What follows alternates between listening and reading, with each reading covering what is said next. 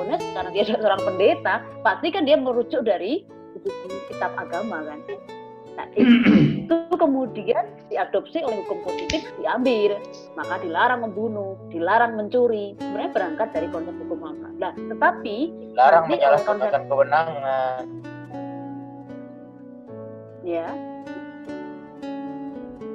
Ya, artinya dari konsep itu kemudian akan ditentang oleh teori-teori hukum positivis.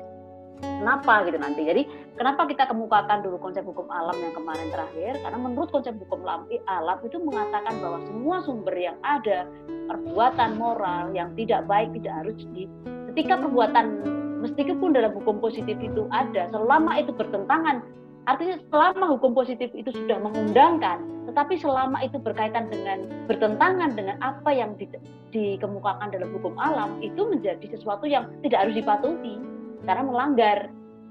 Tuh, itu pertentangannya di situ. Katakanlah ini undang-undang mengatakan bahwa undang-undang korupsi itu pelaku harus dijatuhi hukuman. Miskinkan. Tapi menurut konsep hukum alam, kalau dia posisi miskin, dia posisi ketika mencuri itu dengan kondisi lapar, ya nggak perlu dipatuhi. Ini yang di konsepkan hukum alam. Karena masalah kemanusiaan, masalah moral, karena posisi ya secara moral apa ya kita tega sih seorang nenek-nenek yang kita hukum dengan posisi dia mencurinya karena posisi lapar, tidak 7 hari 7 malam tidak makan misalkan gitu. Jadi itu yang akan nanti menjadi perdebatan yang sengit ketika kita bicara kepada konsepnya Hans Kelsen di PPT berikutnya gitu. Nah, ini kenapa dari semalam itu saya mencoba untuk kenapa hukum alam itu sebenarnya banyak mengadopsi. Tetapi maka di dalam hukum positif itu menurut teori John Austin mengatakan semua sumbernya itu sebenarnya dari Tuhan gitu. Hanya ada 2 kubu yang boleh dipahami dan tidak bisa dipahami oleh John Austin. Kenapa boleh dipahami? Artinya bisa diadopsi, dibuat menjadi hukum alam dan dibuat oleh produk manusia. Makanya muncul tentang larangan membunuh, pasal tentang larangan mencuri. Artinya itu hukum alam tapi kemudian di breakdown menjadi hukum produk positif buatan manusia. Sumber-sumber aslinya sebenarnya hukum alam itu gitu. Itu pengembangan dari konsep menurut teori menurut pendapat Austin bahwa semuanya begitu sampai ke menjadi produk hukum itu sebenarnya hasil dari pemikiran hukum alam. Tapi ada sesuatu yang nggak mampu untuk dipahami, biarlah tetap menjadi hukum alam yang abadi karena tidak bisa dipahami. Piye toh kok gimana sih kok tetap ini dianggap tidak adil? Karena itu sebagai hukum alam itu tetap bahwa di situ menjadi hukum milik Tuhan. Tadi ada dosa, ada karma misalkan. Kalau kamu, tetapi ada konsep juga yang tetap misalkan karena kamu bunuh pasti juga ancamannya dibunuh juga. Jadi itu karena secara atau beginilah, udahlah pasrah ke sing kuwasa. Sebenarnya itu yang tidak bisa dinalar. Tapi tetap menjadi hukum. Ya udahlah, weslah diiklaske. Karena misalkan hartaku dirampas, sebenarnya itu bukan haknya, tapi secara normatif hukum dia tidak punya sertifikat. Misalkan begitu. Ya biarlah menjadi hukum alam. Mulak sing kuwasa sing bales. Itu kan kita tidak menjangkau. Manusia tidak mampu memahami sampai ke situ. Padahal sebenarnya saya secara real material itu hak milik saya. Tapi karena dia tidak tahu, dia tidak punya sertifikat, ada orang yang bisa mempermainkan. Artinya ketika orang bisa membuat banyak di kasus di Semarang tentang sertifikat ganda misalkan. Tapi dari secara hukum realnya ya sudah, maka ketika tidak bisa dijangkau, ya biarlah itu kembali kepada konsep hukum alam. Itu menurut John Austin loh ya. Jadi itu menurut konsep John Austin, ada produk hukum sebenarnya hukum alam itu bisa menjadi berikutnya akan bisa menjadi sebuah produk hukum normatif dogmatika, hukum yang menjadi hukum positif dan menjadi hukum alam. Karena ada misalkan dalam undang-undang lingkungan, kemudian hukum adat, itu kan juga sebenarnya produk hukum alam juga. Orang kita tidak boleh menebang semua pohon yang ada, karena secara teori terjadinya tanah longsor misalnya. Sesuatu yang dihabisin semua maka alam akan marah. Di dalam konsep hukum lingkungan kenapa tidak boleh di Bali tidak boleh potong, tidak boleh melampaui bangunan, tidak boleh, sebenarnya itu mengadopsi dari hukum Tuhan, hukum alam tadi, dituangkan dalam suatu produk hukum alam yang dibuat bukan menjadi hukum, belum menjadi hukum positif, tapi menjadi aturan-aturan yang ada. Konsepnya begitu. Sedangkan yang tidak pahami itu tadi yang nggak bisa dinalar, kita tidak bisa menangkap ke dalam satu aturan-aturan pasal atau aturan perundangan, tidak bisa, itu menjadi yang susah untuk dipahami. Tetapi tetap menjadi suatu hukum, bahwa yang namanya sesuatu yang mengambil bukan haknya, pasti itu ada dosanya, pasti ada karmanya. Itu sesuatu yang tidak bisa dipahami oleh hukum, tapi tetap menjadi hukum. Intinya begitu. Yang bisa dipahami adalah hukum positif dan hukum alam. Karena apa? Akan ada efeknya langsung. Efeknya langsung. Ada tadi semua dihabisin, ya sudahlah. Pandemi COVID, pandemi ini pun ada yang menyatakan konsep hukum alam sebenarnya itu suruh refresh. Sampai ada ditemukan Gunung Himalaya kelihatan yang selama ini selalu tertutup oleh polusi. Ternyata saya pernah mendapatkan share dari grup, ternyata memunculkan, bahkan ada bunga yang memunculkan, kutub utara mulai mencair. Ada sesuatu karena tadi ketika kita eksploitasi alam, ini ada hukum alam yang bergerak sebenarnya. Jadi ada sumber awalnya, itu ada, bisa menjadi hukum positif, dibuatkan sebagai produk manusia, dikuatkan oleh produk manusia, dan hukum alam itu yang tidak dipungkiri itu terjadi.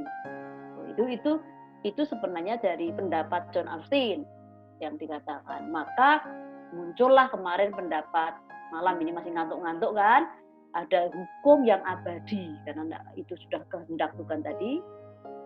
Kemudian hukum ketuhanan tadi, semuanya ini berkaitan, masih selalu terkait dengan sang penguasa. Hukum alam, ada hukum manusia tadi, karena kemudian dikonkretkan menjadi sebuah aturan, larangan ini, larangan itu, nah gitu ya. Itu menjadi hukum yang sifatnya manusia atau lex humanis atau hukum positif. Itu juga berangkat dari konsep-konsep awalnya dari sesuatu yang irasional, wahyu, kitab suci semuanya, tetapi dimunculkan dalam satu aturan-aturan. Dan itu di Eropa ada, tetap larangan membunuh kan tetap ada, larangan mencuri tetap ada. Itu dari mana? Karena mereka mengadopsi juga. Apalagi kalau kita sudah jelas di Al-Quran hadis itu, saya pikir Pak Bustami lebih menguasai dari saya itu. Ya Pak Ustadz, saya panggilnya Pak Ustadz. Iya Bu, Insya Allah. Nah, ya itu sebenarnya akan menjadi hukum positif juga, menjadi sumber hukum positif. Kenapa? Pertanyaan kemarin, apakah kita bisa tidak mampu, Bu? Mampu. Di tangan saudara mampu akan memberikan suatu ide-ide pencerahan dalam suatu produk hukum. Banyak kelemahan hukum di dalam hukum positif itu justru bisa menjadi satu kajian menarik, satu kajian yang bisa diulang kembali, atau menjadi review kembali. Tentunya melalui jalur konstitusi, atau katakanlah setidaknya menjadi pakar ahli yang kemudian dengarkan suara itu, baik lewat publikasi ataupun tulisan-tulisan dalam arti publikasi, karena itu sebagai siar ide dari juris atau kandidat doktor, yang dikatakan para juris ini, ataupun dari yang kebetulan biasanya rata-rata ada di tataran mahasiswa doktoral, itu semua adalah praktisi, ada hakim. Ini kebetulan ada saya lihat lawyer punya peran andil yang besar. Karena dia bisa mengarahkan kemana dalam proses peradilan, beracara di peradilan itu bisa menggiring arah kemana. Itu yang sebenarnya ketika kita bisa mempelajari konsep teori hukum. Maka disinilah kemudian memunculkan beberapa pendapat seperti itu. Ya, pada kemarin, nah disitulah kemudian teori John Austin itu diperkuat oleh Fuller, oleh Donald Dworkin. Ini semuanya mencoba untuk memperkuat kubunya itu. Ya karena mereka hidup di zamannya masih konsep hukum alam. Maka dimunculkan ada hukum alam itu, ada yang mengatakan sebagai inner morality, yaitu ada yang mengatur, mengendalikan perilaku manusia, itu adalah manusia sendiri. Kemampuan asas-asas moral dalam satu konsep hukum alam itu yang mampu mengendalikan juga adalah si pelaku sendiri. Maka ketika kita bicara masalah penegakan hukum, misalkan di tataran tadi, bisa juga sebenarnya kita harus kembali kepada siapa pelaku penegak hukum itu. Kita tidak akan menyalahkan, sebenarnya kita tidak akan begini, kita tidak akan mampu selalu mencari tentang produk hukum positif yang merupakan bagian dari hukum alam kan, produk hukum positif itu pasti karena itu produk manusia yang diberi kemampuan untuk mengatakan tadi pasal pencurian misalkan. Tetapi ketika itu ternyata diterapkan dalam praktek misalkan tidak mewujudkan rasa keadilan, sebenarnya kan bergantung juga kepada perilaku penegaknya nanti. Dia kemampuan memilih apakah saya meneruskan perkara ini ataupun saya mencoba kalau berada di tataran advokat atau ketika berada di tataran sebagai pengadil. Dalam arti ini di sini adalah hakim. Melalui konstitusinya dia bisa menafsirkan, dia bisa menemukan hukum, dia bisa mengambil jurisprudensi, itu kan bagian dalam kemampuan memilih. Sebagai agen yang dia sebagai agen atau alat atau kepanjangan tangan ketika ingin menerapkan hukum alam. Jadi kemampuan mempertimbangkan, kemampuan memilih itu sebenarnya menurut Fuller itu sudah ada melekat kepada sisi orang yang dikatakan sebagai asas-asas moral atau inner morality itu. Termasuk menurut diadopsi juga oleh dalam konsep hukum alam itu oleh Fuller dikatakan kalau begitu peraturan itu tidak boleh berlaku surut ya. Sekarang pun sudah diadopsi. Asas-asas bahwa hukum itu tidak boleh berlaku surut. Jadi apa yang jangan mundur ke belakang kan gitu. Itu sebenarnya adopsi juga sudah konsep itu dipakai sampai sekarang itu adalah dari pendapat Fuller. Hukum jika hukum positif artinya kalau hukum itu bertahan, jika hukum positif itu selalu bergandengan dengan moral. Terkaitan itu, maka sesuatu yang tidak bermoral, sesuatu yang tidak mengkaitkan dengan moral, pasti akan ya tidak perlu dipatuhi. Iya itu, kayak begitu. Artinya menurut, karena background-nya tadi dari konsep hukum alam, semuanya itu kembali ke sana, ya gitu. Maka inner morality ini menjamin bahwa setiap hukum geni atau hukum yang sangat adil, apabila hukum itu secara serius dan tidak adil dari sisi moral, ya tidak perlu dipatuhi. Ini diulang lagi oleh Fuller. Dan John Austin mengatakan, ya itu tidak sinkron dengan ketuhanan, ya nggak perlu dilaksanakan. Itu ekstrimnya begitulah. Itu ekstrimnya dari konsep pemahaman teori Fuller atau teori hukum alam, baik yang dianut oleh John Austin maupun para pengikutnya semuanya, Fuller, Donald Dawkins dan itu semuanya seperti itu. Ya, maka lebih konkret lagi, diikuti lagi, diperjelas lagi oleh Hilary Max dan Corby mengatakan suatu kekeliruan ketika membentuk peraturan itu mengandung yang sesuatu yang tidak pasti sama sekali. Keliru juga apabila peraturan yang umum itu hanya patuh hanya untuk masyarakat. Berlaku surut atau retroaktif itu sering kita lihat, kita dengarkan sekarang. Kekeliruan membentuk peraturan apabila tidak bisa dipahami. Kan sekarang tidak dipahami, bahkan tidak pas kan itu kan. Padahal menurut azasnya tidak hanya dipaham Yon, tidak ada dipahami mungkin masih bisa dilakukan pendidikan hukum ya, tapi tidak pas itu yang kadang. Yeah. Nah, kalau tidak dipahami mungkin kalau berikan kuota, kemudian ada Zoom, kemudian ada Skype, mungkin itu bisa. Artinya itu menyangkut tentang pendanaan. Artinya budget ketika kita harus melakukan pendidikan gratis di daerah Papua misalkan ya. Itu masih bisa karena hukum itu berlaku umum, semua harus paham, berarti perlu dipahamkan. Tapi yang tidak tepat Yang tidak tepat ini yang susah dipraktekkan, ternyata kok nggak bisa. Nah itu, maka tidak baik ketika membentuk peraturan hukum itu hanya bertentangan satu dengan yang lain. Banyak nggak? Aturan atas, aturan bawah nggak klop. Banyak sekarang. Nah, padahal itu menyangkut inner morality itu oleh Hillary Corbry ini, dia mengatakan sudah azasnya ada. Kalau begitu bolehlah dokter ini untuk melakukan gugatan judicial review pada satu undang-undang yang tumpang tindih tadi, yang bertentangan maksud saya, yang bertentangan tadi. Tugas nanti di dalam pembuatan tugas. Nanti endingnya seperti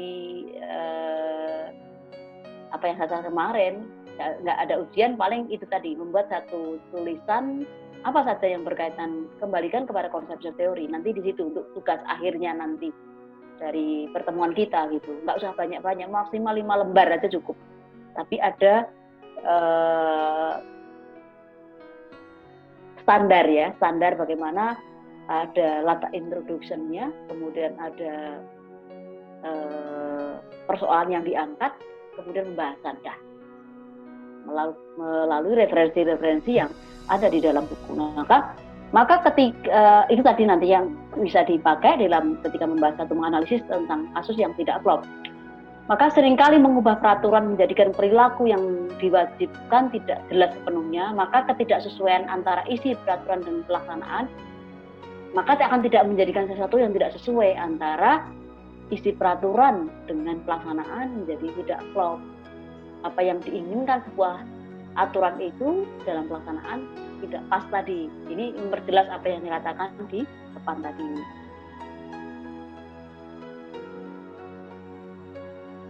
Dalam hukum alam maka memunculkan teori interpretatif. Penafsiran tadi kan saya sebutkan, ada kemampuan hakim untuk bisa menafsirkan. Kemampuan menafsirkan ini penting karena apa?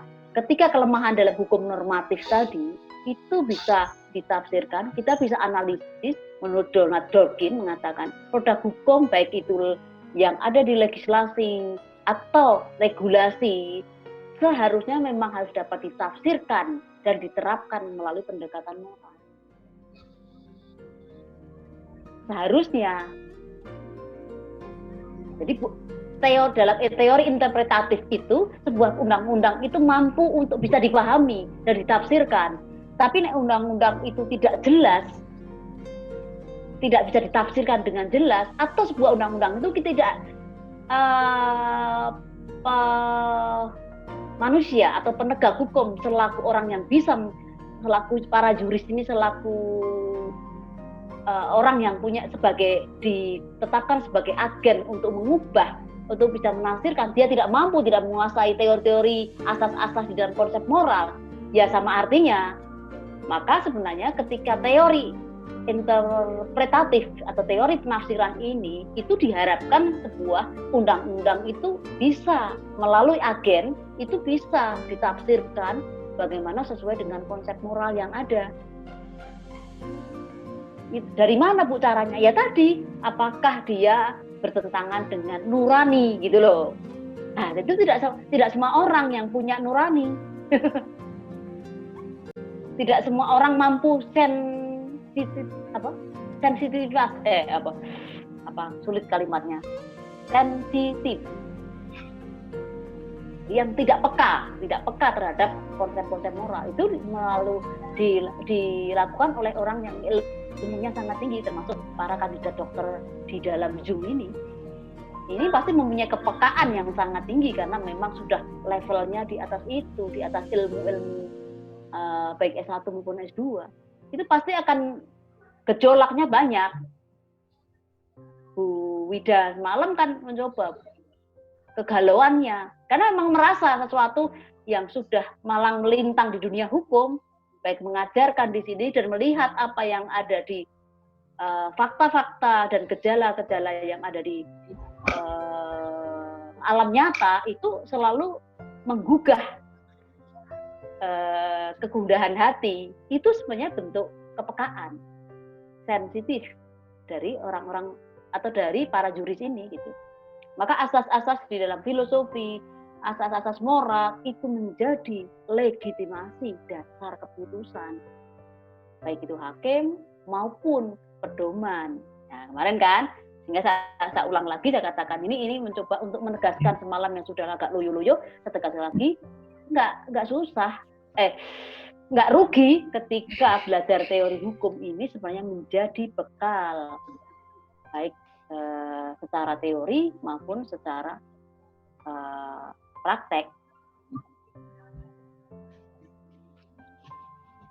Ya, maka oleh Fuller dikatakan memasukkan konsep-konsep positivisme hukum itu karena tetap memasukkan konsep hukum alam sebagai hukum yang terbaik atau hukum yang genuine, hukum yang adil. Sedangkan yang tidak masuk kepada hukum yang adil, ya tidak harus dituruti, tidak dianut, atau bahkan tidak perlu ditaati. Itu menurut konsep seperti itu. Nah, sekarang kita mulai konsep teori positivisme. Nah, dari situ kemudian setelah kita melihat konsep-konsep teori dari hukum alam yang selalu menyangkut moral, ada bagaimana dengan pandangan positivisme hukum yang selalu berbicara dengan konsep dogmatik, selalu berkaitan dengan normatif. Maka ada satu pendapat, pemikiran hukum positivis berbeda dengan konsep John Austin yang bahwa hukum itu Tuhan sumbernya. Tapi kalau oleh positivisme berbeda, dia mencoba untuk tentang hukum positivis. Bagaimana ini nanti? Ini akan berbeda lagi dengan hukum alam. Jadi pahami dulu ya. Jadi paham yang dimaksud dengan hukum alam tadi, pembagian hukum sebenarnya, hukum tidak sebenarnya. Ada yang ditanyakan dulu sebelum masuk kepada teori positivisme.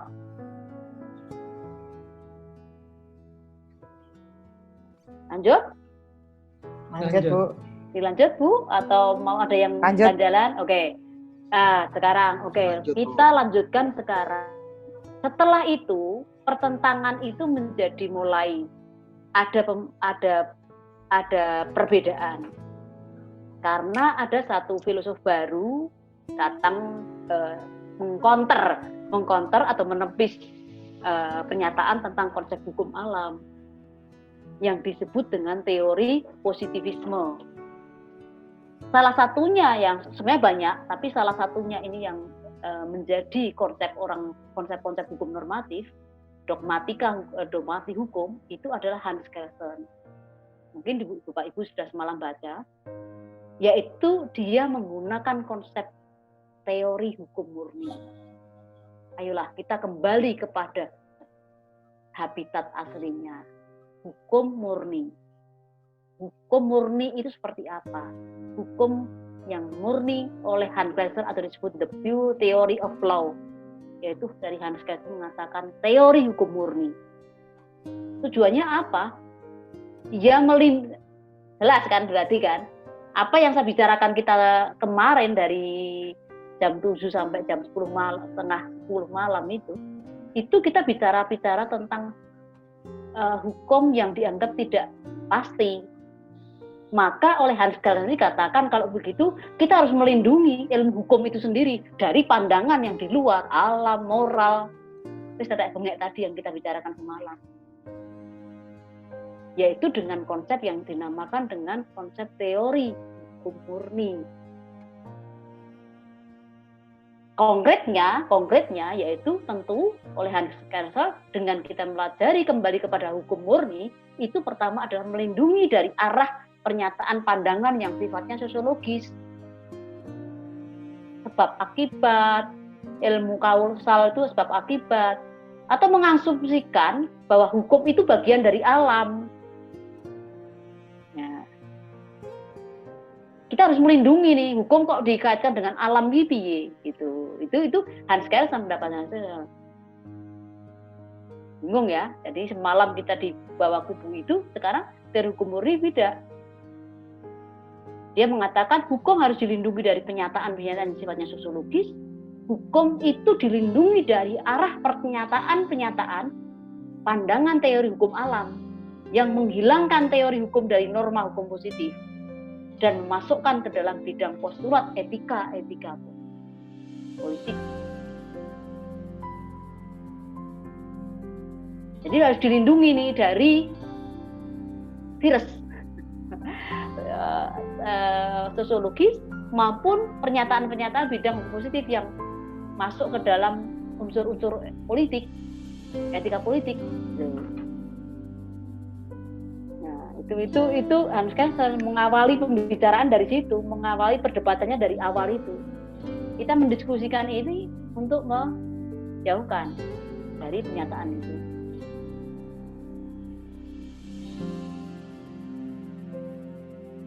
Kalau sudah mempelajari itu, maka akan justru mengurangi kekalutan, dianggap carut-marut gitu, karena hukum kok moral, hukum kok dengan alam, tapi diseragamkan, ya kan? Konsep keseragaman itu, maka sebuah produk undang-undang itu untuk menyeragamkan. Ini jaluk abang, selaku jaluk merah, ini jaluk ini, udah seragam semua sepatunya, ini harus 37. Karena seragam semua, dan itu diadopsi juga dalam teori komunis itu kan, keseragaman, sama rata, sama rasa, itu nggak boleh, nggak ada orang yang kaya, itu sekaya sekali nggak boleh. Di Korea Utara itu ya, siapa seragam itu sampai kepala, sampai potongan rambut itu seragam, betul nggak? Korut itu Korea Utara kan, ya. Bagus ya, ternyata semua yang laki seragam harus sama. Coba kalau lihat polisinya, tentaranya Korea Utara itu dari mulai langkahnya mungkin udah sentimeternya mungkin diatur ya, sampai barisan itu bisa.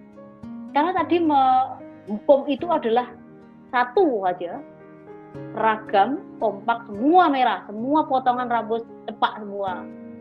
Utara itu misalkan itu, Korea Utara kan gitu. Itu akan terkendalikan semuanya karena sangat-sangat ditakuti oleh rezim komunis, artinya keseragaman itu. Maka teori hukum itu adalah pengetahuan tentang hukum positif, bukan hukum yang seharusnya atau hukum yang dicita-citakan. Kan berbeda nih hukum alam, bukan hukum yang sepatu 37, tidak. Tapi pas apa enggak? Seharusnya ya begini toh Bu. Seharusnya yang dicita-citakan kan kita begini. Tapi oleh Hans kan tolak. Hukum itu bukan yang seharusnya. Hukum itu yang adanya ini. Aku nggak suka model rambut cepak. Saya sukanya model rambut yang gundul misalkan. Nggak bisa, pokoknya hukum itu bukan yang semaunya seharusnya, tetapi hukum yang harus dicita-citakan. Saya ya. Ya, tanya, silakan. Kuliah hukum S3. Oh iya. Lagi ngobrol. Ya. Ya, mungkin ada yang mengganjal, Bu. Bu Melia. Sudah sangat jelas, Prof. Jadi jadi ini mungkin saya punya sedikit pertanyaan. Ini seperti silakan Pak Kiai. Pak Kiai jadi langsung ini kan, langsung. Iya, Kiai ini muridnya banyak, Prof. Jadi mungkin Hans Kelsen ini sepertinya berorientasi dari adanya hukum itu harus produk penguasa. Keinginan penguasa yang terwujud di dalam hukum sepertinya. Karena penyeragaman seperti ini orientasinya kan kestabilan. Kestabilan ini biasanya diinginkan oleh orang-orang yang memiliki kekuasaan sehingga kekuasaannya bisa stabil. Untuk itu kalau mengacu pada komunis, itu memang dari pengalaman yang terjadi seperti di Korea Utara dan Cina, memang kestabilan itu makanya mereka punya satu partai. Jadi memang mengadopsi pada paham bahwasanya suatu negara itu hanya bisa maju kalau semua warga negaranya itu bisa diatur sedemikian rupa sehingga setara atau sama atau setara. Sepertinya begitu. Tapi saya sendiri meragukan kalau memang asal-usulnya seperti itu. Yang Hans Kelsen ini loh. Karena kalau melepaskan hukum dari cita-cita atau hukum alam, sepertinya melepaskan tanaman dari akarnya.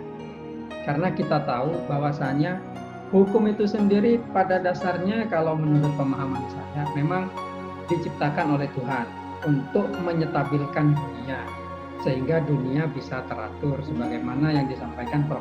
waktu itu. Nah, tapi Tuhan tidak otoriter. Tuhan juga memberikan hak kepada manusia untuk mengatur dirinya sendiri. Dengan demikian, manusia juga boleh membuat hukum sendiri selama tidak mengobrak-abrik hukum yang ditetapkan Tuhan. Yang jelas tujuannya adalah menyetabilkan atau memberikan kestabilan kepada dunia sehingga manusia bisa hidup dengan makmur dan happy tentunya. Nah, persoalannya sekarang ketika hukum itu produk penguasa, maka kembali pada penguasa itu. Keinginan penguasa itu seperti apa? Inilah yang memungkinkan terjadinya rezim otoriter dan lain sebagainya. Mungkin pertentangan ini tidak akan pernah berakhir. Tidak akan pernah berakhir karena pola pikir manusia itu selalu berkembang dan tidak sama. Akan tetapi minimal kita mengetahui bahwasanya sebenarnya dalam persoalan hukum itu diakui atau tidak perlu kekuasaan untuk menstabilkan. Tanpa kekuasaan, hukum tidak bisa dijalankan. Seperti yang terjadi di Meksiko. Meskipun Meksiko itu negara, punya hukum, tetapi yang berkuasa di sana adalah para bandar-bandar narkoba. Sehingga penembakan-penembakan di siang bolong di kota besar di jalan ramai itu biasa terjadi karena negara tidak bisa menyetabilkan. Nah, ini cuma contoh saja. Jadi akhirnya hukum itu kembali kepada kekuasaannya, pasti. Mungkin ini pemikiran saya, mungkin monggo ditanggapi yang lain. Mana Bu, yang lainnya? Ini Mas Don Saya ini baru tahu setuju, Bu. saya. Ini sudah saya tanggapi sebenarnya di dalam pembelaan saya kemarin pada saat gugatan Oh, ini pra. advokat ya, advokat nih ya. Siap, Prof. Intinya memang benar, hukum itu harus bermoral, diciptakan oleh Tuhan, produk oleh Tuhan. Cuman kembali lagi kepada moral manusianya. Aturan hukum sudah bagus, teorinya sudah bagus, tapi pelaksana hukumnya, oknum-oknumnya yang bermental bejat. Jadi kesewenang-wenangan, memperjualbelikan kewenangan, bukan milik penguasa. Hukum harusnya jadi panglima. Tapi seperti sekarang ini banyak ya kan diperjualbelikan. Kita tidak boleh dalam arti ya kan bersikap apatis. Ya kita yang muda-muda harus berjuang biar negara kita semakin benar ke depannya. Jadi kembali lagi hukum bukan milik penguasa kalau menurut saya. Tergantung kita berjuang menegakkan hukum secara adil, bermartabat dan beradab. Begitu Prof. Oke, jadi ini semuanya sepakat kita harus selalu mengkaitkan moral. Nah, ini sekarang pertanyaan Pak Buta. Ini itu tadi depan kurang setuju dengan pendapat Hans Kelsen. Tapi ini kita belum selesai sampai kemana nanti ketika kita bicara tentang konsep Hans Kelsen ini. Apakah dia itu yang dimaksud dengan saya contohkan Korea Utara tadi, atau sebenarnya apa gitu ya? Apakah dia itu ekstrim sekali sampai ke situ? Apa ini kan kita belum langsung langsung karena sensitif yang sangat tinggi, kepekaan yang sangat tinggi hukum itu kan kita tadi karena nuansa satu malam kemarin itu adalah kita bicara tentang hukum alam ya, sehingga langsung ada yang nyetil sedikit itu langsung nggak bisa. Kita sekarang kejar lagi si Hans Kelsen ini, kita kejar lagi apakah dia sampai ke situ ya, maksudnya apa yang dimaksud.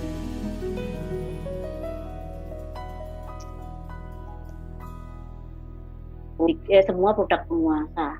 Sehingga dia pertama kali mengangkat bahwa kalau begitu hukum itu tadi dikatakan Pak Buzamin, oke, itu akan bisa teratur kalau itu diambil oleh sang penguasa dalam arti ini berdaulat, penguasa yang berdaulatnya. Maka disitulah kembali kepada konsep hukum murni. Maka ajaran hukum murni itu diistilahkan dengan reine Rechtspflege. Itu apa yang dimaksud? Masalah utamanya adalah tentang norma, kan? Dia pun mencoba menggeret kepada persoalan norma. Dia tidak anti norma, tidak. Hans Kelsen itu mengatakan yang kedua adalah persoalan empiris positivisme.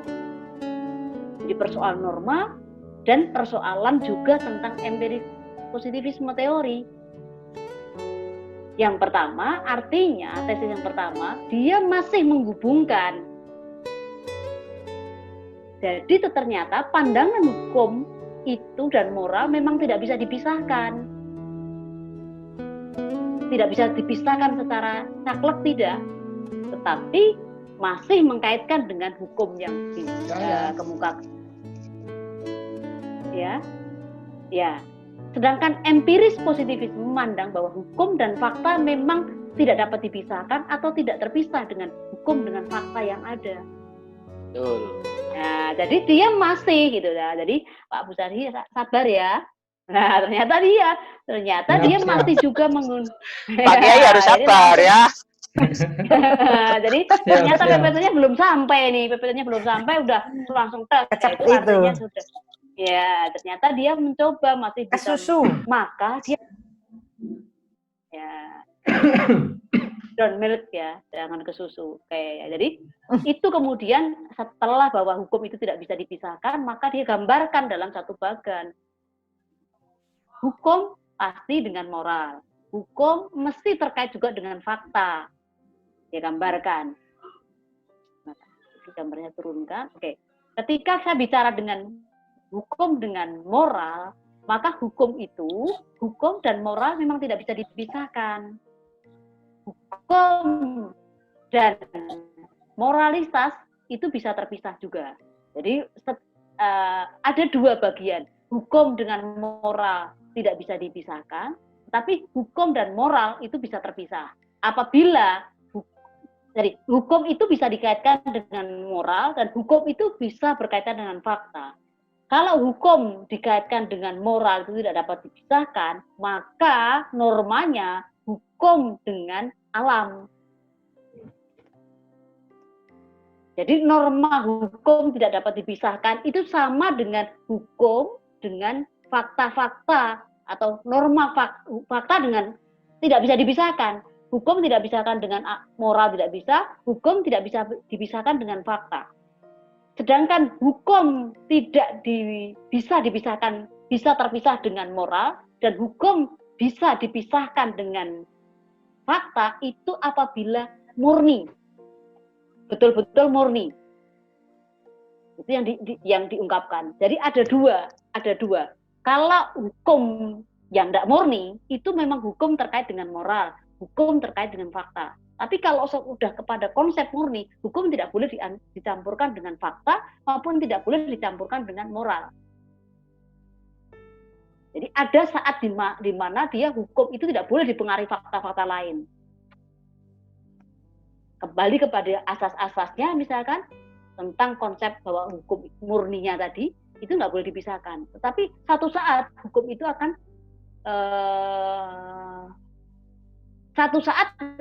akan tidak bisa dipisahkan. Tapi suatu saat, jadi kadang di mana hukum itu harus asli, murni, tapi saat di mana hukum itu akan mengkait kepada moral dan kapan akan mengkait dengan fakta-fakta yang ada.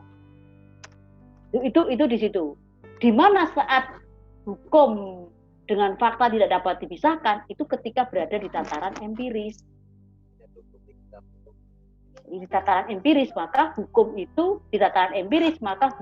akan terpisah. Disertasi hukum. Jadi ini oleh Hans Kelsen dikatakan teori hukum murni itu ketika benar-benar murni tidak bisa dipisahkan. Tapi kalau di saat hukum itu harus dikaitkan dengan moral itu boleh. Nah, di mana nanti masalah waktu kan, ketika kita bicara hukum murni berarti ada di dalam tataran ketika kita tidak boleh mencampurkan urusan dengan aspek-aspek yang lain. Itu kira-kira seperti itu. Jadi waktu yang menentukan.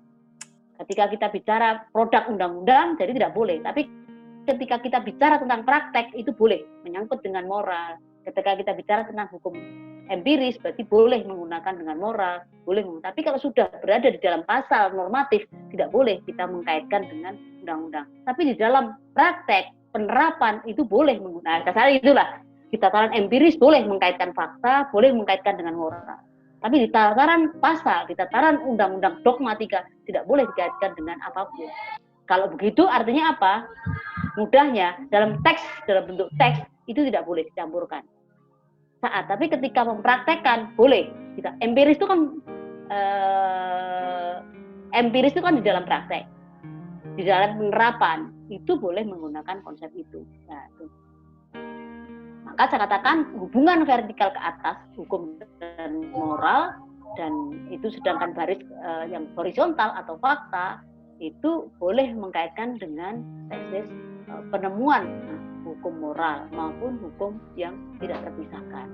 Itu prinsipnya begitu. Maka teori Hans Kelsen itu kesimpulannya, maka pemisahan antara hukum dan moral, hukum bisa dipisahkan antara moral dan pemisahan antara hukum. Tapi ada konsep di mana saat yang ini dikatakan yang kosong ini, maka hukum itu adalah tidak bisa dilakukan bersama-sama antara moral. Jadi di saat yang kosong ini tidak bisa dibarengkai. Posisinya adalah kosong, kan tidak mungkin. Ketika kita bicara tentang hukum normatif, langsung tidak akan nyambung. Karena ada wilayah, jamnya berbeda, waktunya berbeda, saat di mana. Tapi kalau itu digabung, seperti teori yang dicampur tadi, itu menurut Hansen tidak akan pernah bisa. Karena tadi ada pada saat kita bicara undang-undang murni, itu nggak boleh digabung dengan yang lain. Ada kolom kosong di sini. Ya, begitu. Saat berada di tataran empiris, boleh menggunakan hukum itu dipisah. Tapi saat menggunakan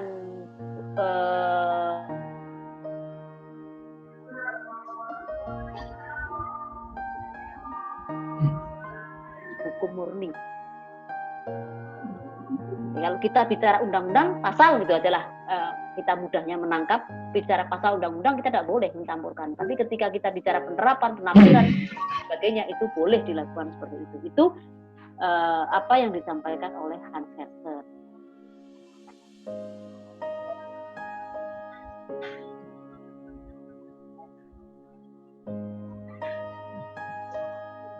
Maka berikutnya Hans Kelsen dalam suatu bukunya yang Introduction to the Problem Legal Theory